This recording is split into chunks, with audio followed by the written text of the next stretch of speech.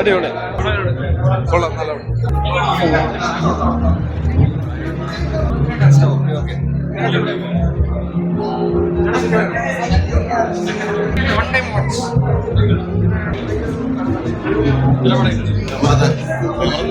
ധനുഷ് ഒരു രക്ഷയില്ല.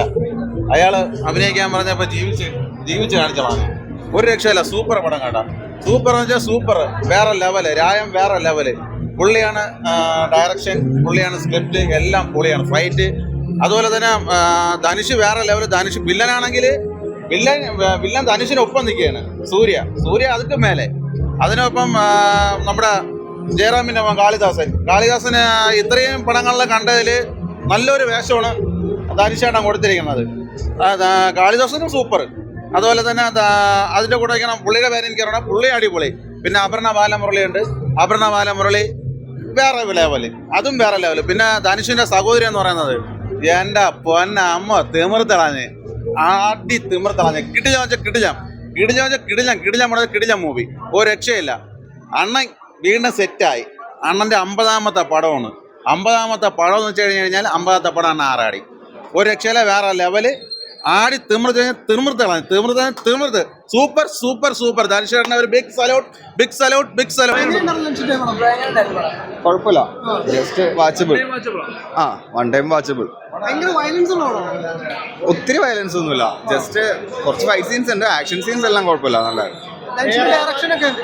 ഡയറക്ഷൻ അത്രയ്ക്ക് സെറ്റപ്പ് ഒന്നും തോന്നിയില്ല. ജസ്റ്റ് നമ്മൾ ഇതേപോലത്തെ മൂവീസ് കണ്ടല്ലോ, സെയിം ഒരു കുറച്ച് ഇടയ്ക്കൊക്കെ ബോറടിക്കുന്ന പോലെ തോന്നി. എന്നാലും കുഴപ്പമില്ല, നോട്ടീസബിൾ ആയിട്ട് തോന്നിയില്ല. റഹ്മാന്റെ ആണെന്ന് പറയുന്നതിനുള്ളൊരു എക്സ്പെക്ടേഷൻ മീറ്റ് ചെയ്ത പടം ഇല്ലാന്ന് വേണമെങ്കിൽ പറയാം. ഇതിന് മുമ്പ് ലാസ്റ്റ് മൂവി വെച്ച് കമ്പയർ ചെയ്യുമ്പോൾ അത്രയും ബെറ്റർ ഒന്നുമല്ല. ക്യാപ്റ്റൻ മില്ലറൊക്കെ ആയിട്ട് വെച്ച് നോക്കുമ്പോൾ അത്രയും സെറ്റപ്പ് അല്ല.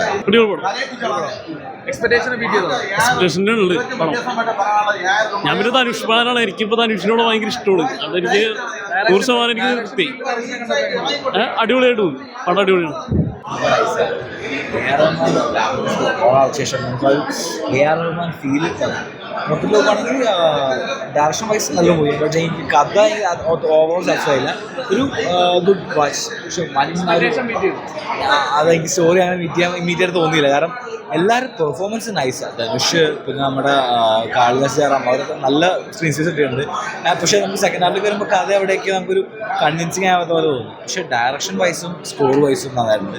സോ ഓവറോൾ എന്തായാലും നൈസായിരുന്നു. പ്രത്യേകിച്ച് ഇന്റർവൽ ബ്ലോക്കിലൊരു ആക്ഷൻ നൈസായിരുന്നു. സോ ഓവറോൾ ഒരു one time watch. Dhanush direction wise നൈസാണ്. ബട്ട് കഥ സാറ്റിസ്ഫൈ ആണെങ്കിൽ ഒരു ലൈക്ക് എൻ്റെ എക്സ്പെക്ടേഷൻ മീറ്റ് ചെയ്തില്ല. ചിത്രം എന്ന് വെച്ച് കഴിഞ്ഞാൽ ബഹു ഗംഭീരം, അതിമനോഹരമായിട്ടുള്ള മ്യൂസിക്കും അതുപോലെ തന്നെ നല്ലൊരു പാട്ടുണ്ട്. അതിപ്പോൾ റീൽസ് ഓടിക്കൊണ്ടിരിക്കണം. എ ആർ റഹ്മാന്റെ പിന്നെ പറയേണ്ട കാര്യമില്ലല്ലോ. എ ആർ റഹ്മാന്റെ സംഗീതം എന്ന് വെച്ച് കഴിഞ്ഞാൽ നമ്മൾ അതിലൊരു 3 വരിയുണ്ട്. അതിപ്പം റീൽസ് ഓടിക്കൊണ്ടിരിക്കുകയാണ്. അതങ്ങനെ രോമ എണീറ്റ് നിൽക്കുകയാണ്. അതിനെക്കാട്ടി ധനുഷിന് ഒപ്പം കട്ടയ്ക്ക് നിൽക്കുകയാണ് സൂര്യ വില്ലൻ. എന്റെ അമ്മ കിടക്കാച്ചി അസുരന്റെ റേഞ്ച് വരും. അസുരന്റെ റേഞ്ച് അസുരൻ വേറെ ലെവല്, ഇതും വേറെ ലെവല് പടമാണ്.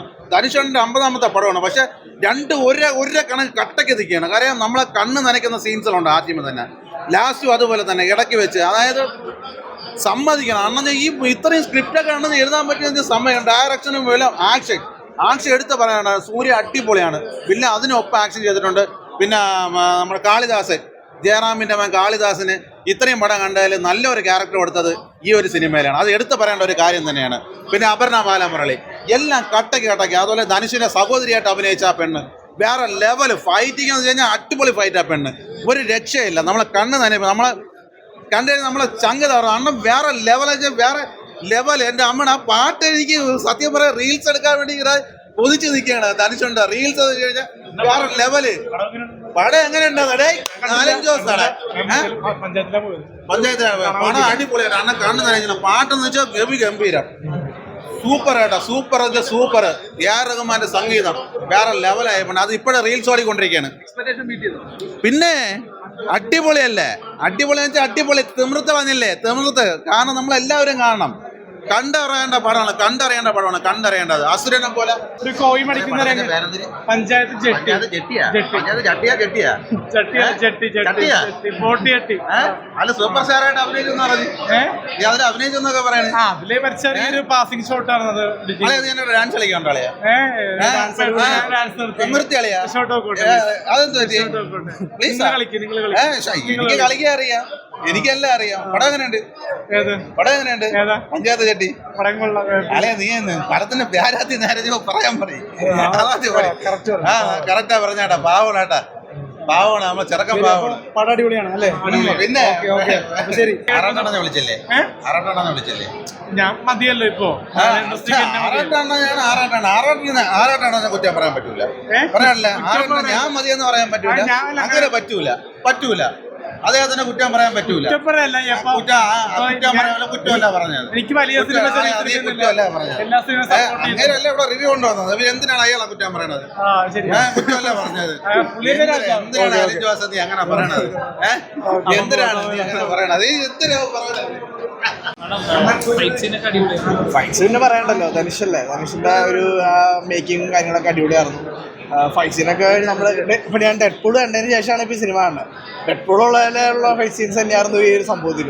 ആ ഒരു സംഭവമാണ് മറ്റേ നമ്മുടെ വോൾവറൈൻ്റെ സാധനത്തിൽ അതിൻ്റെ ഒരു മിനി സംഭവമായിട്ടാണ് ധനുഷിൻ്റെ ഒരു അടിപൊളി. കാളിദാസ് അടിപൊളിയായിരുന്നു. Through out റോളായിരുന്നു. കാളിദാസിൻ്റെ ഒരു വരവിന് അടിപൊളി ഹാപ്പി ആയിരുന്നു.